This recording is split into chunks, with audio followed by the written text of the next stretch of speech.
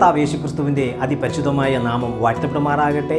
മുൻപിൽ ചെങ്കടൽ, പിൻപിൽ ഇസ്രായേൽ ജനത്തെ പിന്തുടരുന്ന ഫറവോനും സൈന്യവും. ഇസ്രായേൽ ജനവും മോശയും ദൈവത്തോട് നിലവിളിച്ചപ്പോൾ ദൈവത്തിൻ്റെ മറുപടി, ഇസ്രായേൽ ജനത്തോട് മുന്നോട്ട് പോകാൻ പറക. ദീർഘവർഷങ്ങൾക്ക് ശേഷം യേശുവിനോടൊപ്പം പടകിൽ യാത്ര ചെയ്ത ശിഷ്യന്മാർ കണ്ടത് പടകിനെ മുങ്ങുമാറാക്കുന്ന വളരെ ഭയാനകരമായ തിരമാലകളെയാണ്. ശിഷ്യന്മാരുടെ ചോദ്യം, യേശുവേ, ഞങ്ങൾ നശിച്ചു പോകുന്നതിൽ നിനക്ക് വിചാരമില്ലയോ? പ്രിയമുള്ളവരെ, അന്നും ഇന്നും ദൈവമക്കൾ വളരെ പ്രതിസന്ധികളെ കണ്ട് പതറിപ്പോകാറുണ്ട്, പ്രതിസന്ധി കണ്ട് ക്ഷീണിച്ചു പോകാറുണ്ട്. കർത്താവേ, എന്തുകൊണ്ട് എൻ്റെ ജീവിതത്തിൽ ഇങ്ങനെ?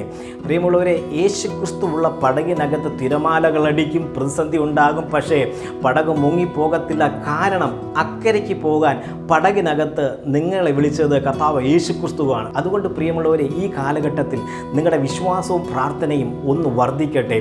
ഒരു കൊടുങ്കാറ്റും നിങ്ങളെ മുക്കിക്കളയത്തില്ല, ഒരു മഹാപർവ്വതവും നിങ്ങൾക്ക് തടസ്സമായി നിൽക്കുന്നില്ല, ഒരു തിരമാലയ്ക്കകത്തും നിങ്ങൾ അകപ്പെട്ടു പോകത്തില്ല. വിശ്വസിക്കുക.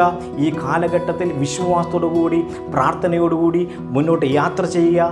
പല അത്ഭുതങ്ങളെയും ദൈവം നിങ്ങളെ കാണിക്കും. അതുകൊണ്ട് വിശ്വസിക്കുക. ദൈവം സഹായിക്കും. God bless you.